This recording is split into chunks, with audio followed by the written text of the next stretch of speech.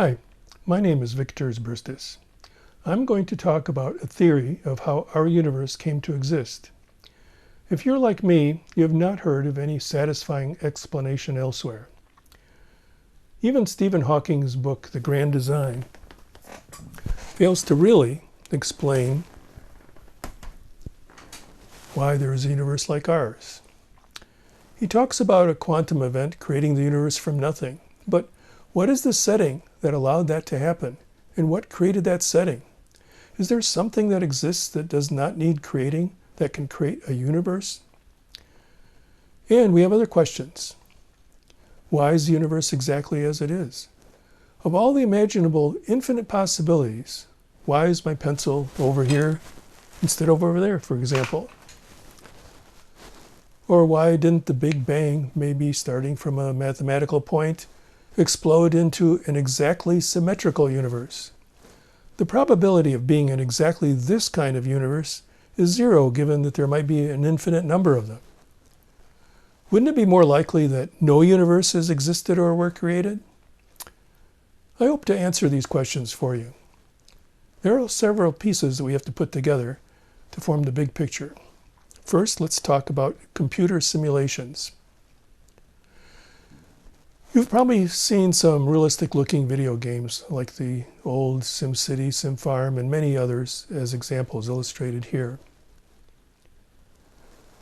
To make them more realistic, these games calculate how objects should move and appear based on real physics equations, some kinds of rules basically. And using these equations, they produce results which are quite compelling. Scientists do this too. When they're working in biology, chemistry, electronics, weather prediction, and many other fields, they apply the best scientific formulas they have to try to approximate what nature seems to do, but rather do it inside of a computer instead of in a laboratory or in real life, so they don't have to spend a lot of time and money doing it for real. This lets them predict, for example, how a potential chemical may or may not be able to help cure a disease, or whether a design of a bridge is likely to survive an earthquake, or whether a new airplane design will fly.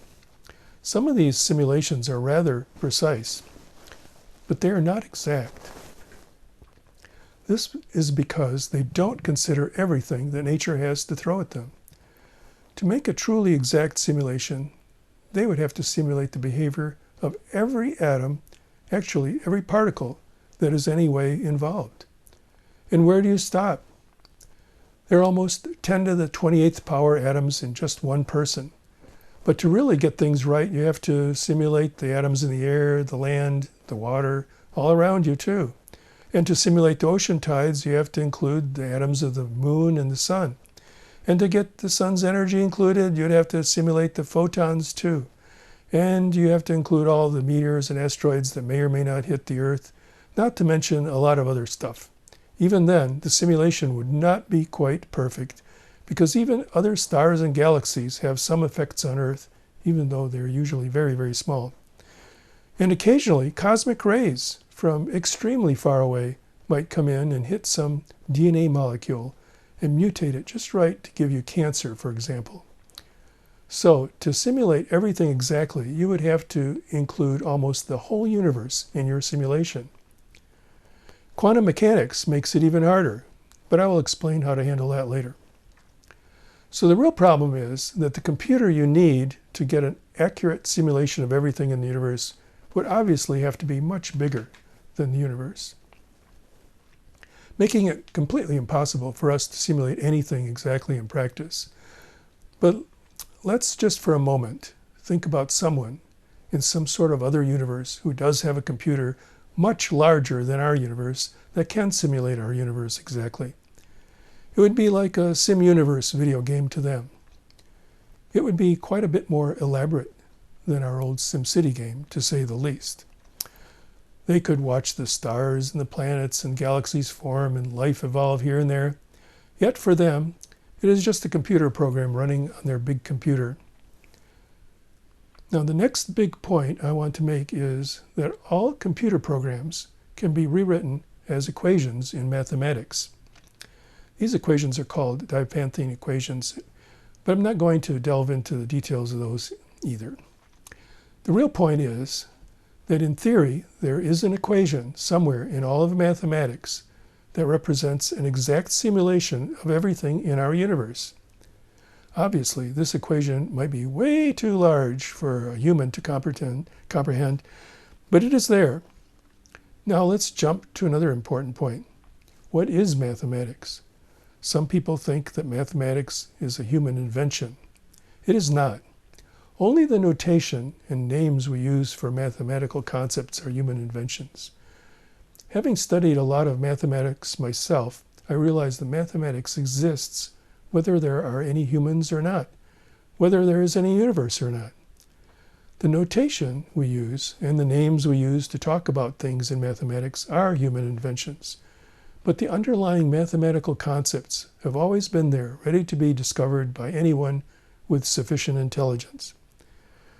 For example, any intelligent species that happens to come along and learns how to count and measure things will soon discover arithmetic and invent a notation for writing numbers like our base 10 system or another system like a binary system, or any of many other ways of writing numbers and mathematical statements.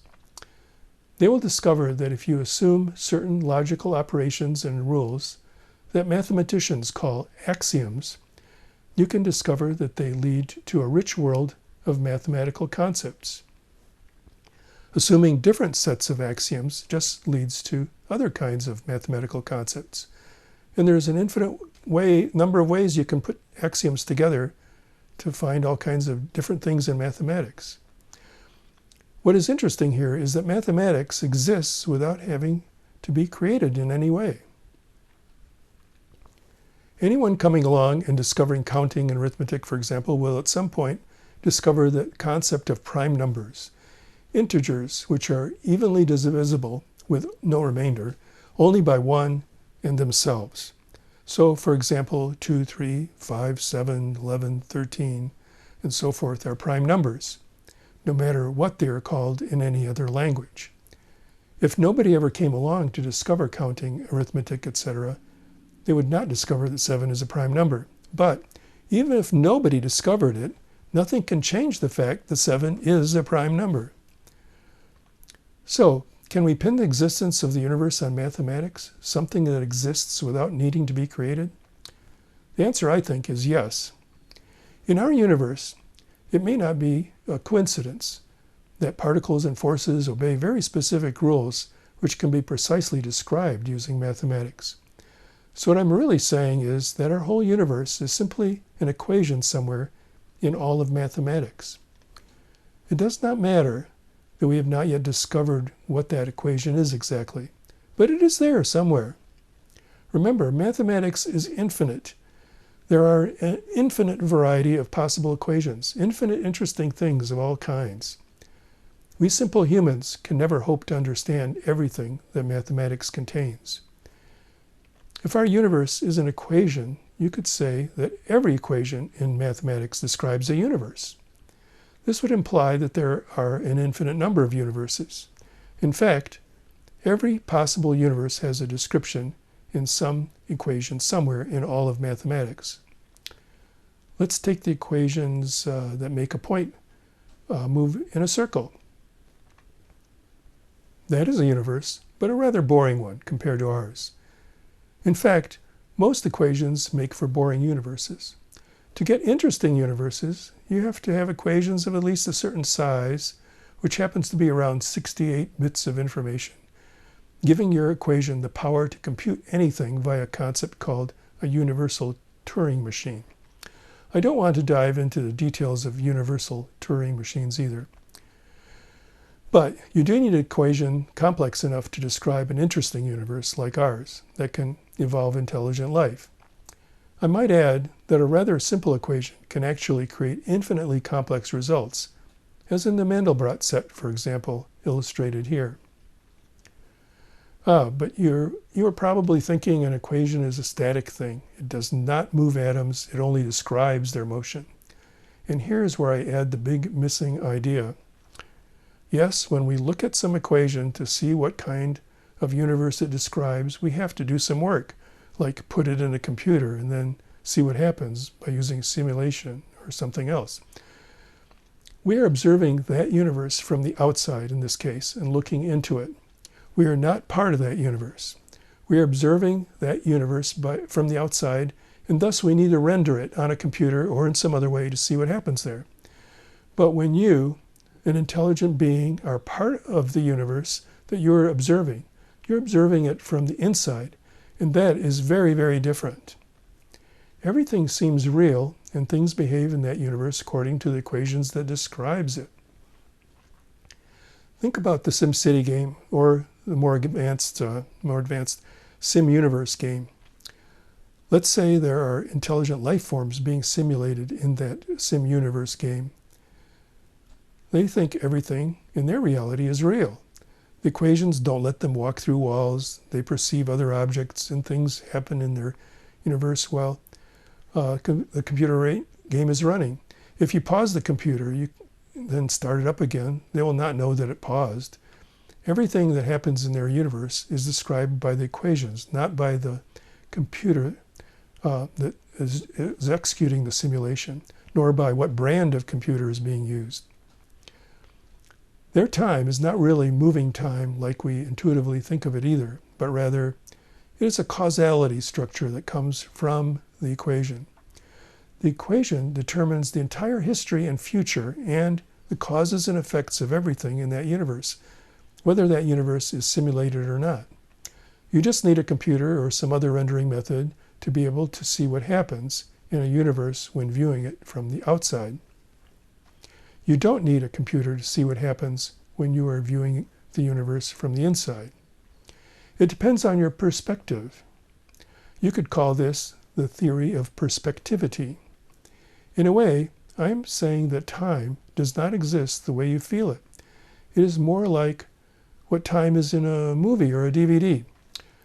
There is a big equation on the DVD consisting of a few billion bits of information that describes the movie. It takes more bits to describe a scripted universe like a movie because it is not based on a more compact set of physics rules. Whether you play it on a DVD player or not, that movie's path through time, however, is predetermined. We call that being deterministic. And when people hear that everything is deterministic, they argue that free will is a counterexample. However, we have to think about what the term free will really means when we use it. I think it means that to some extent you and your brain are not constrained by external factors in making choices about what to do next. You are, however, very constrained by your own self or your brain. That is, your choices are predetermined by the laws of physics, chemistry, and biology going on in your brain. Your brain comes up with a decision based on your memories and whatever other senses or inputs you have. If you could put yourself in exactly the same state a second time, exactly the same memories, inputs, and environment, you would choose to do exactly the same thing. You cannot, of course, do this because you cannot totally reset your memory or environment to a prior state. However, Alzheimer's patients unable to make new memories come close to doing that. And that is why you will often see them doing the same thing over and over again. If your brain is not making the decisions, then your decisions are either random or subject to some external entity making your decisions for you. And even that entity's decisions are predetermined by the laws of physics. Some may say that quantum events could introduce randomness, and that might make your decisions slightly undeterministic. The best answer to that goes back to Hugh Everett's interpretation of quantum mechanics, which is now being more and more accepted. It basically says that every quantum event splits the universe into multiple copies, which include all the possible random outcomes of every quantum event.